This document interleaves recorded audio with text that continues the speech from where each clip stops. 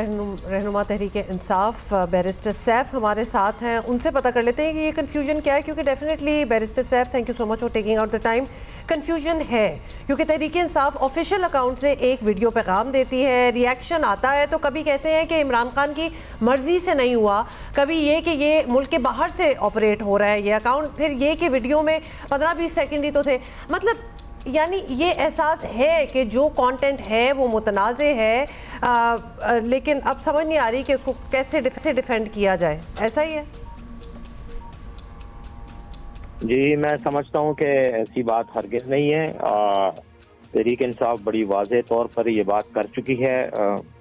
Committee में भी ये मसला डिस्कस हुआ है, उनका मौक़िफ़ भी आ चुका है। जिस मुतनाज़ा ट्वीट या जो आप वीडियो की बात कर रहे हैं वो बिल्कुल क्लियर है और उसको हम ऑन करते हैं, पीटीआई ने उसको ऑन किया है। जहाँ तक इस किस्म की बातों का ताल्लुक है तो यकीनन जब कोई चीज़ कंट्रोवर्शियल बनानी होती है किसी ने, तो वो इस तरह ही के एक कन्फ्यूजन और एक मुकद्दर सी फिजा पैदा करके कोशिश ये करते हैं कि वो एक नॉर्मल मैसेज जो है उसको डिस्टॉर्ट करके अवाम के सामने पेश किया जाए और उससे यकीनन मतलूबा नताइज हासिल करने की ख्वाहिश होती है। लेकिन पीटीआई ने तो इसको बार बार वजाहत के साथ बयान किया है कि हम इस वीडियो को ऑन करते हैं और जो उसमें बात है ख़ास तौर पर 1971 के जो हमूदुर रहमान कमीशन रिपोर्ट के हवाले से है, तो उसको तो पीटीआई ने ऑन किया है। अच्छा बैरिस्टर साहब, ये भी बता दीजिए कि पार्टी क़यादत को एफआईए ने बुलाया है, आप वहाँ वजाहत देंगे, बयान पर कायम रहेंगे या माफ़ी मांगेंगे, वो तो वाज़े हो ही जाएगा, वो भी देख लेंगे सब लोग। लेकिन इस पूरे मामले में जिस तरह पार्टी में इनिशियली कन्फ्यूजन, अभी आप तो बड़े धड़ल्ले से कह रहे हैं कि हम इसे ऑन करते हैं, लेकिन कन्फ्यूजन थी, उस पर कुछ तशवीश हुई आप लोगों को या है? देखें, एक बात तो जहाँ तक एफआईए का ताल्लुक है, जो उन्होंने करना है कर लें, अपनी ख्वाहिश पूरी कर लें। एफआईए तो बुनियादी तौर पर एक सियासी इंतकाम का एक इदारा बन चुका है जिसका काम ही सियासी मुखालिफिन को डराना धमकाना और उनको प्रेशराइज करना है। इसलिए एफआईए की कार्रवाई को तो कानूनी तौर पर देखा जाएगा और जो भी कानूनी तरीक़ाकार है उसके मुताबिक डील किया जाएगा। जहाँ तक आपके सवाल के दूसरे हिस्से का ताल्लुक है कन्फ्यूजन का या कि पार्टी की आदत क्लियर नहीं है, मेरे ख्याल में देखें, तासुर अगर किसी को मिला है तो वो सिर्फ इसलिए मिला है कि मुख्तलिफ किस्म के लोगों की तरफ से शायद डिफरेंट तौज़ीहात या डिफरेंट इंटरप्रिटेशन, मुख्तलिफ नौ तौज़ीहात और तशरीहात हो जाती हैं किसी मामले की। लेकिन जब कोर कमेटी का बयान आ गया तो वो कोर कमेटी का बयान दो टोक था, क्लियर था, और कोर कमेटी ही पाकिस्तान तहरीक इंसाफ की मौजूदा हालात में एक नुमाइंदा कमेटी है जो तमाम तंजीमी और सियासी उमूर पर फैसले करती है और जो उनका मौक़िफ़ और बयानिया होता है वही तहरीक इंसाफ का ऑफिशियल बयानिया है। अच्छा चलें, आज आप हमारे साथ हैं, एक और बात बताएं कि पाकिस्तान में बुनियाद रखती एक सियासी जमात का सोशल मीडिया जो है वो मुल्क के बाहर से ऑपरेट होना,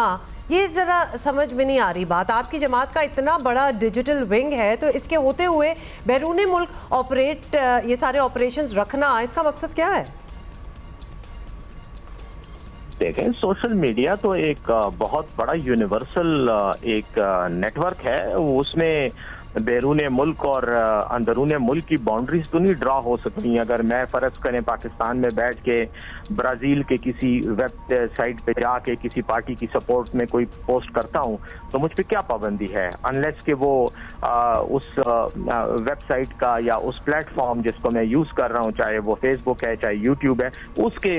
रूल्स एंड रेगुलेशन की खिलाफ वर्जी में ना हो तो मैं तो कर सकता हूँ। ये तो इज़हार राय की आज़ादी की बात है और बैरून मुल्क भी अगर कोई पीटीआई को सपोर्ट कर रहे हैं तो जाहिर है कोई अमरीकी या कोई इसराइली या कोई जर्मन और नॉर्वेजियन शहरी तो नहीं कर रहा। वो यकीनन जितने भी हैं लोग वो पाकिस्तान नजाद हैं और वहाँ पर रिहाइश पजीर हैं, यकीनन शहरियत उनकी बाहर की है, लेकिन वो पाकिस्तानी नजाद हैं। पाकिस्तान के उमूर में उनकी दिलचस्पी की बुनियादी वजह यह है कि ये उनका मुल्क है, वो इसको अपना मुल्क समझते हैं और उनके रिश्तेदार, दोस्त, फैमिलीज यहाँ आबाद हैं। तो पाकिस्तान के ये बता दीजिएगा, इस वीडियो से मुतालिक एक और चीज़ भी है बैरिस्टर साहब, और वो ये है कि इसमें पाकिस्तान के टूटने का जिम्मेदार सिर्फ और सिर्फ याह्या खान को करार दिया गया है। तो आपकी नज़र में इससे पहले अयूब खान का मार्शल लॉ बहुत पाक साफ मार्शल लॉ था, उसका कोई किरदार नहीं था, उनको क्लीन चिट है, या फिर उससे उमर अयूब ऑफेंड हो जाएंगे इसलिए उनको क्लीन चिट है?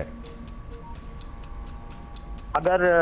पाकिस्तान की सियासी तारीख के तनाजुर को देखा जाए तो आप ये एक तसलसल होता है, पूरी तारीख जो है वो एक तसलसल और एक जंजीर की तरह होती है। अयूब खान साहब का जो दौरे हुकूमत था उस वक्त मार्शल लॉ लगा, फौजी क़यादत आई, सियासी पार्टियों पर पाबंदियाँ लगीं,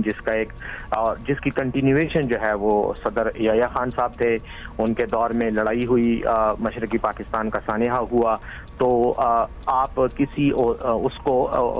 सदर मुमलिकत को या सरबराह मुमलिकत को आप इस किस्म के वाक़यात की जिम्मेदारी से मुबर्रा नहीं करार दे सकते। आज